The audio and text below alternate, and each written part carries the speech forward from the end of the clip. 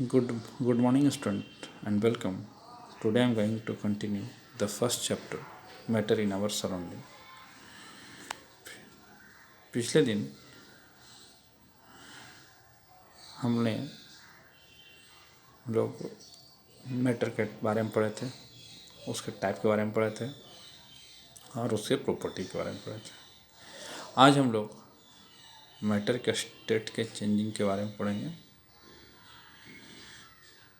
कोई मैटर तीनों स्टेट में रहता है, ये डिपेंड करता है टेम्परेचर और प्रेशर के ऊपर। अगर हम सॉलिड स्टेट में कोई सब्सटेंस है तो अगर उसका टेम्परेचर हम बढ़ाते हैं यानी हीट देते हैं तो लिक्विड स्टेट में कन्वर्ट हो सकता है। लिक्विड स्टेट से वो वेपर में गैसेस स्टेट में कन्वर्ट हो सकता है अगर उसका टेम्परेचर बढ़ाते हैं तो। उसी तरह से गैस को ठंडा करने पर यानी टेम्परेचर कम करने पर लिक्विड स्टेट में और लिक्विड को ठंडा करने पर सॉलिड स्टेट में कन्वर्ट कर सकता है। आइस जो है, आइस सॉलिड स्टेट में होता है लेकिन उसे हीट देने पर ठंडा मतलब टेम्परेचर बढ़ाने पर वो वाटर में कन्वर्ट हो जाता है। वाटर से को भी अगर हीट करते हैं तो वेपर में कन्वर्ट हो जाता है। उसी तरह से वेपर को हीट कर मतलब ठंडा करने पर लिक्विड में और लिक्विड को ठंडा करने पर सॉलिड में स्टेट में कन्वर्ट हो जाता है। लिक्विड सॉलिड स्टेट में पार्टिकल वेल अरेंज्ड मैनर में होता है, एक पार्टिकुलर पैटर्न में अरेंज होता है। लेकिन और उससे अगर उसे हीट करने पर लिक्विड में आता है तो लिक्विड के वो हीट पार्टिकल के फोर्स ऑफ अट्रैक्शन को ख़त्म करने में यूज होता है और पार्टिकल पहले से ज़्यादा रेंडम स्टेट में आ जाता है, रेंडमली अरेंज होता है तो वो लिक्विड में कन्वर्ट होता है। लिक्विड में कोई भी अगर हीट देते हैं तो लिक्विड का बीच में जो फोर्स ऑफ अट्रैक्शन है पार्टिकल के बीच में वो और कम जाता है, ख़त्म हो जाता है और वो गैसेस स्टेट में आ जाता है। और यहाँ पर पार्टिकल पहले से ज़्यादा रेंडम स्टेट में हो जाता है, रेंडम। तो इस तरह से टेम्परेचर जो है बढ़ाने पर सॉलिड से लिक्विड, लिक्विड से गैस, टेम्परेचर घटाने से गैस से लिक्विड और लिक्विड से सॉलिड में कन्वर्ट हो जाता है। इसके बाद आता है नेक्स्ट टॉपिक, मेल्टिंग। मेल्टिंग का दूसरा को कहते हैं फ्यूजन। अगर किसी सॉलिड का में हीट देते हैं यानी टेम्परेचर उसका बढ़ाते हैं तो बढ़ाते बढ़ाते एक ऐसा स्टेट आता है जब वो मेल्ट करना या फ्यूज होना स्टार्ट कर देता है। जैसे आइस को हीट करते हैं तो फ्यूज होता है, फ्यूजन होता है, मेल्टिंग होता है। तो हर सब्सटेंस का एक पार्टिकुलर टेम्परेचर होता है जिस टेम्परेचर पर कोई सब्सटेंस मेल्ट एंड फ्यूजन होना स्टार्ट हो, that temperature is called melting. When a solid is heated, particle begins to vibrate with greater speed and begins to move more freely. At a particular temperature, the solid melt and change into the liquid. This process of melting, also known as fusion. The temperature at which solid melt is called melting point. उस temperature पर जिस पर solid melt होना start होता है that is called melting point. जैसे ice का melting point 0 degree Celsius 273 kelvin. इसी तरह से हर सब्सटेंस का, हर मैटर का अलग अलग मेल्टिंग पॉइंट होता है। आयरन का मेल्टिंग पॉइंट 1500 डिग्री सेल्सियस होता है। नेक्स्ट टॉपिक है लेटेंट। लेटेंट का वर्ड होता है हिडन, छुपा हुआ। यानी किसी भी अगर सब्सटेंस को अगर हीट करते हैं तो उसका स्टेट चेंज होता है पहले और टेम्परेचर चेंज नहीं होता। जैसे आइस को अगर हीट करते हैं तो वो वाटर में कन्वर्ट हो जाता है, वाटर में कन्वर्ट होता है लेकिन उसका टेम्परेचर चेंज नहीं होता। 0 डिग्री सेल्सियस पर अगर आइस है तो अगर पहले टेम्परेचर देते हैं, हीट देते हैं तो वो उसका वाटर में कन्वर्ट हो जाता है और उसका टेम्परेचर वाटर का 0 डिग्री ही रहता है। the amount of energy the amount of energy heated the amount of heat energy required to change 1 kg of solid into liquid at a particular temperature. Yet the amount of heat required to change 1 kg of solid into liquid at atmospheric pressure at its melting point is equal to of heat. कहता है कि melting point पर एक 1 atmospheric pressure पर solid से liquid में convert 1 kg solid से liquid में कन्वर्ट होने में जो हीट रिक्वायर्ड होता है that is called latent heat, यानी 1 kg आइस है और उसका मेल्टिंग पॉइंट अगर 0 डिग्री सेल्सियस है तो 1 किलो आइस को वाटर में 0 डिग्री सेल्सियस पर कन्वर्ट होने पर जो हीट एब्जॉर्ब होगा that is called melting point of fusion of ice.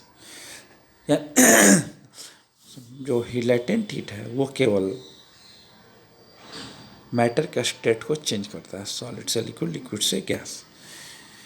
ये मेल्टिंग पॉइंट, ये लेटेंट ऑफ हीट। फिर बॉइलिंग। बॉइलिंग है व्हेन लिक्विड हीटेड और particle begins to move even faster at this particular temperature liquid becomes to boil and change into vapour. यानी क्या था, वैसा temperature जिस पर लिक्विड बॉयल होना स्टार्ट होता है और वेपर में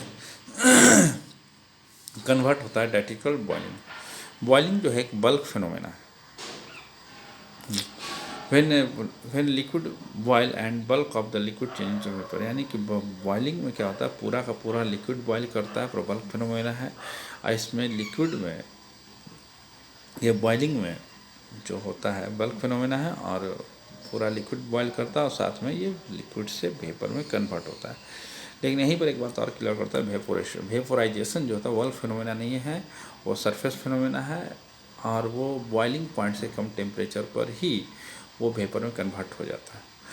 the temperature at which liquid start boiling is called boiling point, यानी जब वैसा टेम्परेचर जिस पर लिक्विड बॉयल होना स्टार्ट हो जाता है that is called boiling point. जैसे वाटर का बॉइलिंग पॉइंट 100 डिग्री सेल्सियस, और ये 100 डिग्री सेल्सियस पर वाटर बॉयल होना स्टार्ट करता है, यानी 373 केल्विन पर। अब इसी में आता है latent of vaporisation. The amount of heat energy required to change 1 kg of liquid into gas at atmospheric temperature पर 1 kg लिक्विड को गैस में चेंज होने में जो एनर्जी रिक्वायर्ड होता है that is latent heat of vaporisation. यानी एक लिक्विड है पार्टिकुलर, ठीक है, एट बॉइलिंग पॉइंट, उसे लेटेंट हीट ऑफ वेपोराइजेशन बोलेंगे। यानी 1 kg बॉइलिंग पॉइंट है, मान लेते हैं वाटर का 100 डिग्री, और 100 डिग्री पर अगर 1 kg वाटर को वेपर में कन्वर्ट कर दें तो that is latent of vaporisation. तो latent of heat of vaporisation जो है वो एनर्जी यूज होता है लिक्विड को गैस में कन्वर्ट होने में। अब यहाँ पर देखिए effect of temperature on molecular mass. Solid में बेलेरेंस है, कोल्ड स्टेट में तो हॉट करेंगे तो लिक्विड में कन्वर्ट हो जाता है, लिक्विड में थोड़ा सा मोर ज़्यादा रैंडम है और उससे ज़्यादा गैसेस स्टेट होता है, ठीक है। इसी तरह सब्लिमेशन में क्या होता है, direct the change of state directly from solid to liquid और गैस, सॉलिड टू गैस और फ्रॉम गैस टू सॉलिड, यानी सॉलिड से डायरेक्ट गैस या गैस से डायरेक्ट सॉलिड में कन्वर्ट होने के प्रोसेस को सब्लिमेशन कहते हैं। जैसे हमारे घर में कैंपर होता है, कैंपर बिना लिक्विड में आए हुए वेपर में कन्वर्ट हो जाता है, ठीक है। उसी कैंपर को, वेपर को अगर हम ठंडा करेंगे तो सॉलिड में कन्वर्ट हो जाएगा। यहाँ पर अमोनियम क्लोराइड का एक एग्जांपल, अमोनियम क्लोराइड भी सब्लाइम हो जाता है डायरेक्ट, जस्ट लाइक कैंफर जैसा, और वो डायरेक्ट अमोनियम क्लोराइड वेपर में कन्वर्ट हो जाता है। अगर आप, ये एक चाइना डिश है और चाइना डिश के ऊपर के अंदर अमोनियम क्लोराइड रखा हुआ है और उसके फनल से ढक दिया गया, उसे हीट करते हैं और फनल का जो माउथ है पीछे तरफ उसे कॉटन से बंद कर देते हैं, तो ये वेपर होकर के फनल के इंटरनल वाल पर अमोनियम क्लोराइड वेपर कन्वर्ट होता है और ये वेपर में कन्वर्ट होता है। और अब अमोनियम क्लोराइड का वेपर जो है वो फनल के अंदर के इंटरनल वाल के ऊपर जाकर चिपक जाता है, बैठ जाता है। तो पहले तो ये गैस सॉलिड से वेपर में कन्वर्ट हुआ, अब वेपर से फिर अगेन सॉलिड में कन्वर्ट हो गया। This is a best example of sublimation. Now आते हैं effect of pressure of gas. Pressure क्या काम करता है? प्रेशर जो मेनली इफेक्टिव होता है गैसियस स्टेट में, गैसेस सिस्टम में अगर प्रेशर हम अप्लाई करते हैं तो पार्टिकल एक दूसरे के क्लोज आता है, और क्लोज आते आते वो गैस लिक्विड में कन्वर्ट हो जाता है। When pressure is applied on the gas, a particle come closer to get and change into liquid. We can liquefy the gas by applying the pressure and reducing the temperature. किसी भी gas को अगर liquid में convert करना है तो उसका pressure को बढ़ाना पड़ेगा ताकि पार्टिकल एक दूसरे क्लोज हो, और टेम्परेचर घटाना पड़ेगा, यानी ठंडा करना पड़ेगा ताकि पार्टिकल का में जो काइनेटिक एनर्जी है, मोशन है, वो कम हो जाए। ठीक है, इसी तरह से एलपीजी गैस को भी कंप्रेस करके कन्वर्ट किया जाता है लिक्विफाइड पेट्रोलियम गैस में, जो हमारे गैस घरेलू गैस में यूज होता है, सिलेंडर में भरा रहता है। जैसे अब compressed solid carbon dioxide is called dry ice. अब CO2 गैस है, उसको कंप्रेस करेंगे तो डायरेक्टली कन्वर्ट हो जाता है वो सॉलिड में, और तो that is called dry ice is a solid CO2 carbon dioxide. If the pressure is reduced, it change directly to gas without changing into liquid state, so called carbon dioxide is known as Dryas. यानी कि अगर carbon dioxide Dryas जो है solid carbon dioxide को हम वो directly convert हो जाता है गैसियस स्टेट में बिना लिक्विड स्टेट में आए हुए। तो इस तरह से क्या होता है कि अगर किसी भी सब्सटेंस को सॉलिड अगर उसके स्टेट को चेंज करना है तो दो फैक्टर मेनली अफेक्टेड करता है। पहला टेम्परेचर और दूसरा प्रेशर। किसी भी अगर गैस को लिक्विड कन्वर्ट करना है तो टेम्परेचर को घटाना पड़ेगा और प्रेशर को बढ़ाना पड़ेगा, तो गैस लिक्विड कन्वर्ट हो जाएगा। इसी तरह से लिक्विड को सॉलिड कन्वर्ट करना है तो यहाँ पर टेम्परेचर और घटाना पड़ेगा, प्रेशर का बहुत कम इफेक्ट यहाँ पड़ता है और वो सॉलिड में कन्वर्ट हो जाएगा। इसी रिवर्स में सॉलिड से अगर लिक्विड कन्वर्ट करना है तो टेम्परेचर बढ़ाएंगे तो सॉलिड से लिक्विड, और लिक्विड को वेपर में कन्वर्ट करना है यानी गैसेस में कन्वर्ट करना है तो फिर अगेन टेम्परेचर बढ़ाएंगे। तो इस तरह से सॉलिड